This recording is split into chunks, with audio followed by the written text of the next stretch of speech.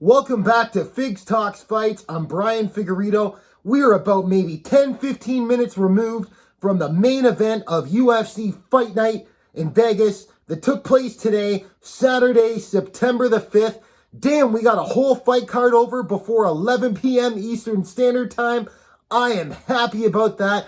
I'm going to get a decent sleep tonight, okay? But anyhow, Overeem versus Alistair Overeem, the Demolition Man, the Ubereem, the former Ubereem, and you saw it now, versus Augusta Sakai.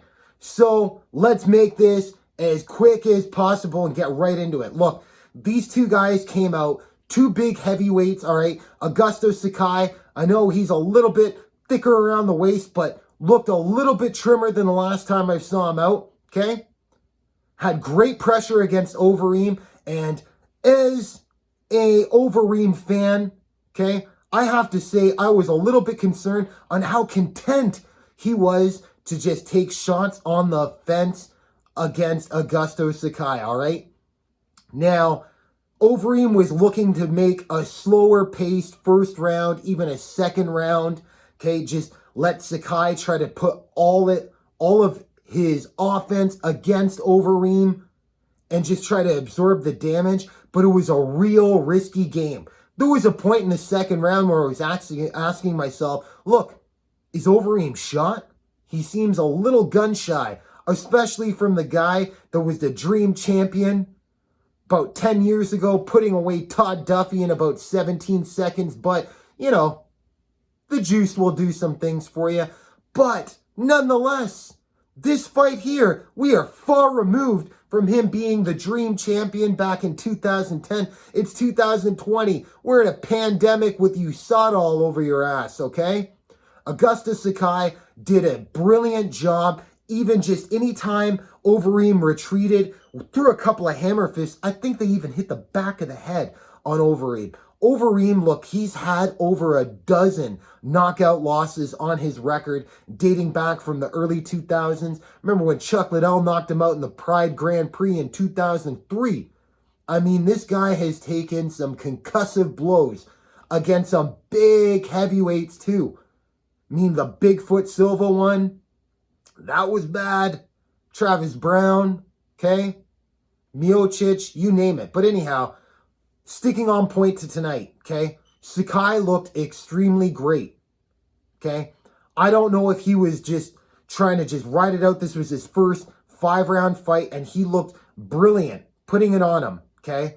I thought Sakai was easily, if he wasn't going to get the knockout, I mean, maybe he missed a couple of opportunities. He had Overeem in a collar tie, pointing his head this way, and I thought for sure he was going to eat a knee. Overeem really leaned in low, putting his chin out there, vulnerable for an uppercut or a knee. Sakai just could not capitalize. And somewhere, I think at about a minute and a half in the third round, Overeem, okay, a great grappler, but he's not like a high-level wrestler kind of takedown guy. But he is definitely strong in the upper body, gets the gable grip around Sakai's back, clinches him in nice and tight, gets that outside trip, puts him on his ass. Sakai was just content to be on his back at this point. Big mistake, trying to catch his breath, taking a couple of shots from Overeem.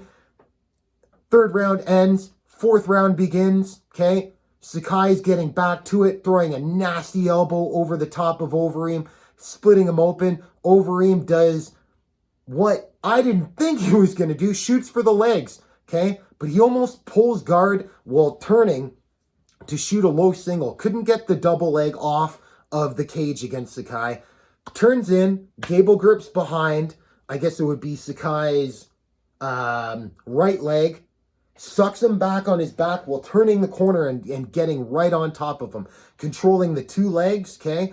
Up kicks were a bit of a threat, but Overeem just found a way to just crush on top, grab on top of that half guard as Sakai turns to his back, not trying to get up, just turning away from the shots. Some hammer fists come down, and then that's the end of the fourth round. Look, Overeem wasted no time. It was pretty obvious that between the fourth and the fifth round, even though I think overall damage in this fight accumulating at this point was going to Augusta Sakai. You never know how the judges are going to look at these fights. I mean, sometimes I think they're picking them up from a classified ad saying, hey, you seen a Seagal in a Van Damme movie in UFC 1? You got a job over here, okay? But anyhow, moving forward, they were putting Humpty Dumpty back together again between rounds 4 and 5. You can see mentally he was just defeated a little bit, okay? This was the first time he had a 5-round fight, and now he's going against Overeem in the 5th round. And the tides have turned when you were putting it on his ass in the beginning. I mean, Sakai was landing beautiful kicks, okay? He even had a couple of calf kicks where even every time Overeem would check one of those calf kicks, it didn't matter. He returned it right away. So who the hell is expecting double calf kicks coming, especially at heavyweight? He was quick on his feet. I don't want to take anything against Augusta, but coming into the 5th round, Overeem goes for it again, gets the exact same single leg takedown, pulls in and turns the corner on him, wastes no time, throws massive beating of a hammer fist against Sakai.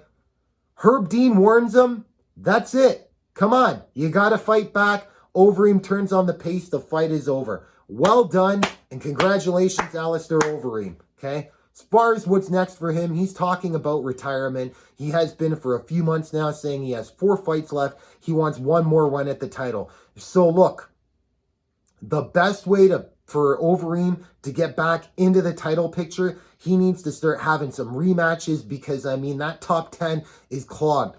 If you're going to match him up and try to get him into a title shot again, and who knows what the hell can happen, because I thought Andrei Arlovsky was shot back in 2009. It's 2020, and he's still getting top 15 heavyweight fights.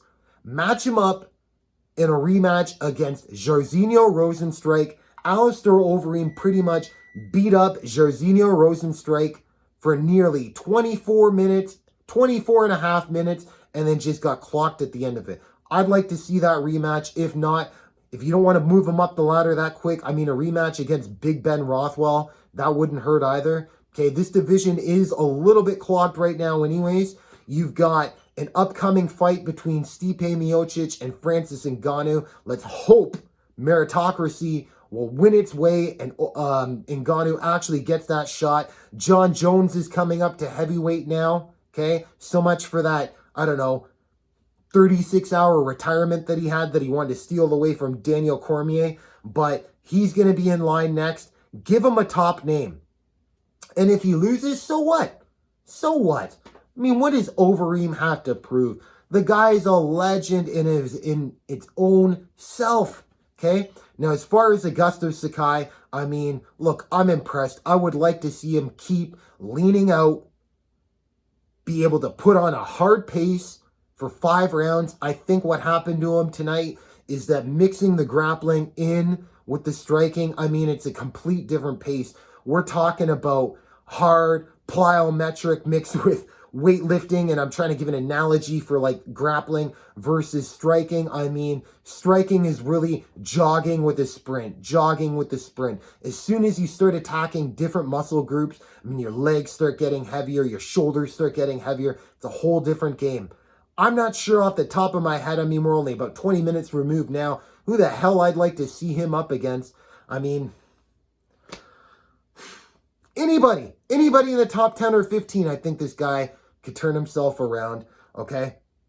If you enjoyed the content here today, please subscribe to the channel, give it a thumbs up, and do my best to keep putting videos out. Let me know what the hell you want to see or hear, all right? Until next time, enjoy the fights and